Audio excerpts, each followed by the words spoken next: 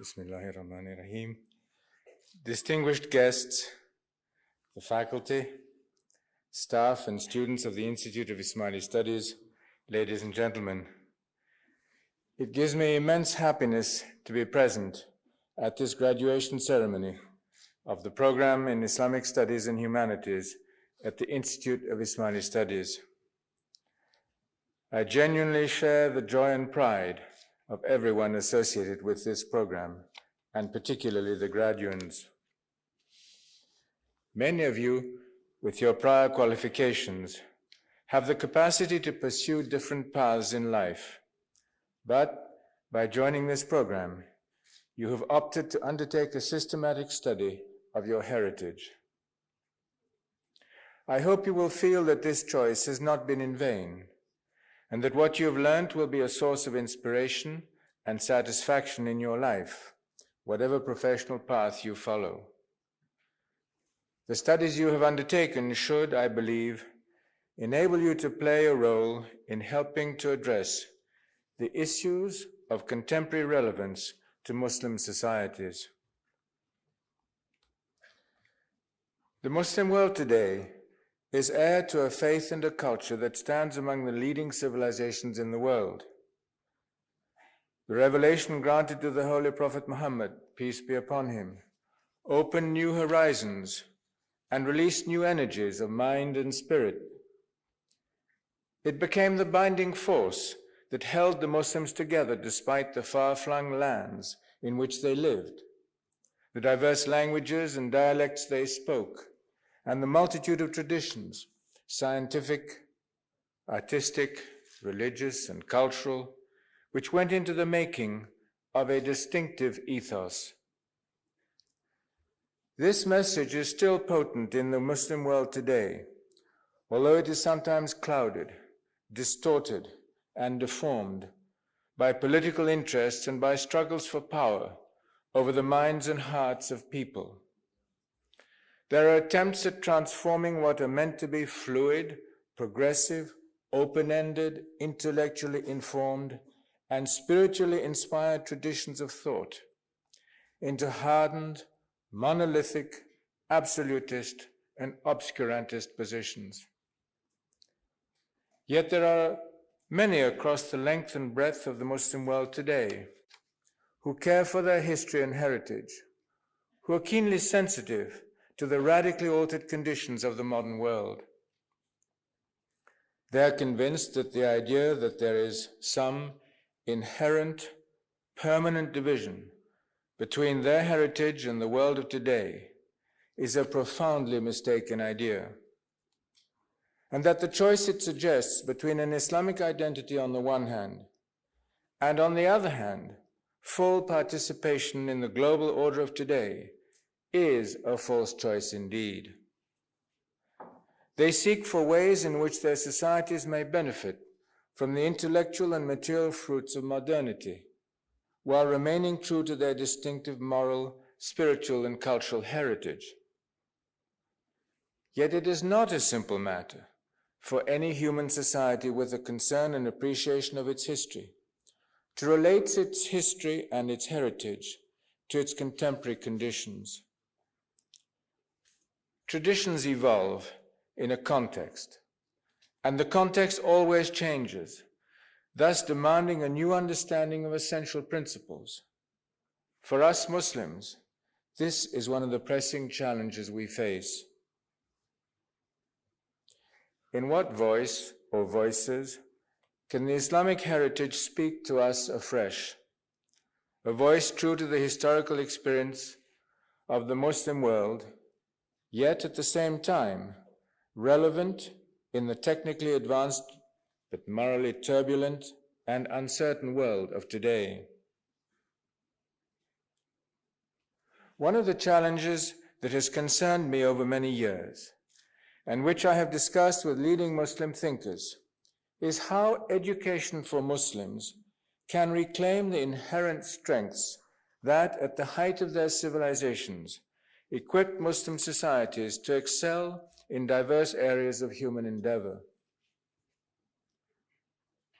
Clearly, the intellectual development of the Ummah is and should remain a central goal to be pursued with urgency if we wish the Muslim world to regain its rightful place in world civilization. Today, any reasonably well-informed observer would be struck by how deeply this brotherhood of Muslims is divided. On the opposite sides of the fissures are the ultra-rich and the ultra-poor, the Shia and the Sunni, the theocracies and the secular states, the search for normatization versus the appreciation of pluralism, those who search for and are keen to adopt modern participatory forms of government versus those who wish to reimpose supposedly ancient forms of governance. What should have been brotherhood has become rivalry. Generosity has been replaced by greed and ambition.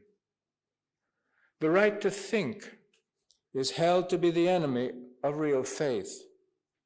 And anything we might hope to do to expand the frontiers of human knowledge through research is doomed to failure, for in most of the Muslim world, there are neither the structures nor the resources to develop meaningful intellectual leadership.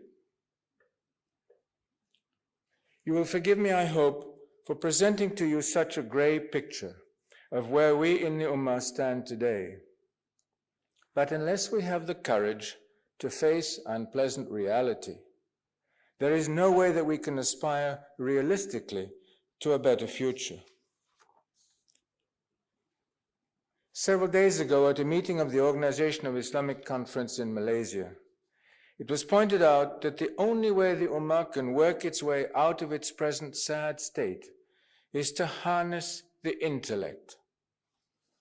I deeply share this conviction, but three immediate questions follow. How do we foster intellectual development in the Ummah? In what areas of human knowledge should we seek to lead? And where should we source our education? It is in an endeavor to address such critical questions relating to education that the Ismaili Imamate has undertaken a number of initiatives. The Aga Khan University was founded in Pakistan in 1983, and today its academic activities radiate into Kenya, Tanzania, Uganda, and the United Kingdom. In 2001, an international treaty between the Ismaili Imamate and the republics of Kazakhstan, Kyrgyzstan, and Tajikistan resulted in the establishment of the University of Central Asia, which aspires to impact the intelligentsia of the whole mountainous region of Central Asia, with campuses in these countries. This university will study developmental issues specific to high mountain societies, while also offering courses in the humanities to promote respect for cultural pluralism and strengthen the foundations of civil society. Last year, I took the decision to launch a network of schools of excellence in the Middle East, Sub-Saharan Africa, Central Asia, and Southeast Asia, with the aim of educating young men and women up to the highest international standards from primary through higher secondary education. It is my hope that in due course, these schools will be located in Kenya, Tanzania, Uganda, the Democratic Republic of the Congo, Mozambique, Madagascar, India, Pakistan, and Bangladesh, Afghanistan, Tajikistan, and Kyrgyzstan, Syria, and in due course, Mali. Students and faculty will be encouraged to move through this school system, which of course will need to be residential, so that the graduates have been exposed to different social, ethnic, and religious environments, have become bilingual and perhaps trilingual, and will be equipped to lead in the professions in the societies in which they decide to establish themselves, whether or not they go to the best universities in their own countries or the best universities in the Western world. The students' areas of specialization will be in the fields of knowledge most required for the development of their societies, home countries, and regions. But they will also have a strong grounding in the humanities, and in particular, the cultures of the Muslim world. They will be fully qualified in the use of modern information technologies, and thus, wherever they are, they will have easy and quick access to the world's most sophisticated knowledge bases, wherever they may be. The graduates' beliefs, practices, ethics, and social norms will be those of their own societies and their own cultures, and their value systems will be rooted in their own histories and their own arts. As these young men and women grow into leadership positions in their own societies, including teaching future generations through their schools and universities, it is my hope that it will be these new generations of our intelligentsia who, driven by their own knowledge and their own inspiration, will change their own societies and will gradually replace many of the external forces who today appear and indeed sometimes seek to control our destinies. These young men and women will become leaders in the institutions of civil society in their own countries, in international organizations, and in all those institutions, academic, economic, and others, which cause positive change in our world. As more nations develop increasingly multicultural rather than uniform or monolithic profiles, and as the progress of globalization continues apace, educators are confronted by the challenge to provide to the mainstream population of their society an informed understanding of the culture and history of minorities domiciled in their midst, as well as other major civilizations beyond their shores. It must be said that in this respect, most of the countries of the West have been staggeringly slow to face up to this challenge, at least as far as Islam is concerned. The media and some opinion leaders tend, if not to actively perpetuate cliches and stereotypes, show a lack of anything like a nuanced knowledge or appreciation of the traditions of the Muslim world. School curricula in the humanities and social sciences are often formulated as if Islam did not exist or was not the religion and culture of a substantial portion of humanity. As a result, even a distant acquaintance with the world of Islam is nearly totally absent from the general knowledge of Western society. Undergraduate courses in universities, when describing and evaluating major achievements in the arts, sciences, philosophy, religion, and ethics, refer almost exclusively to figures in European or American history. Indeed, Islamic studies have been mostly relegated to the minute and often unheard minority of academic specialists in Western universities.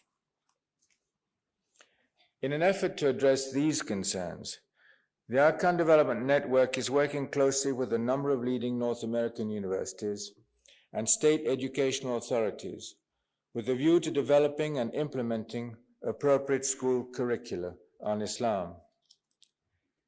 In a related, though separate initiative, the Ismaili Movement is currently in the process of establishing a museum in Toronto as a significant resource for disseminating information and education about Islam's vast and varied heritage and its interface with the many cultures in which it has evolved.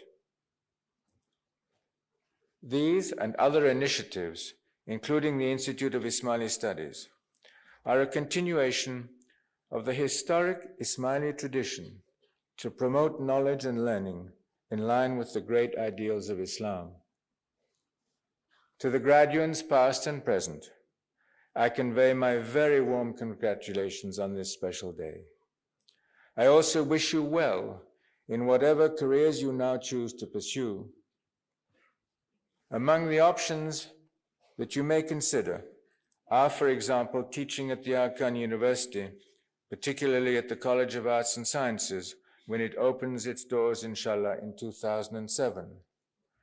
At the University of Central Asia, or the Centers of Excellence at the Aga Khan Education Services are currently in the process of establishing. You may also find interest in the major teacher education program on which the Institute of Ismaili Studies is about to embark in the context of the secondary level curriculum that has been developed for the Jamaat. It is my hope and prayer that the education and training that you have acquired will enable you to assume positions of leadership in your communities, countries, and even beyond. I believe that your continuing relationship and dialogue with the Institute will enrich your role as potential agents of change, while also extending to the Institute the benefits of your experiences and insights. This partnership can ensure that you are well placed to contribute to the development and growth of future generations of our intelligentsia, so that we strengthen our own capacity to determine our own destiny. Thank you.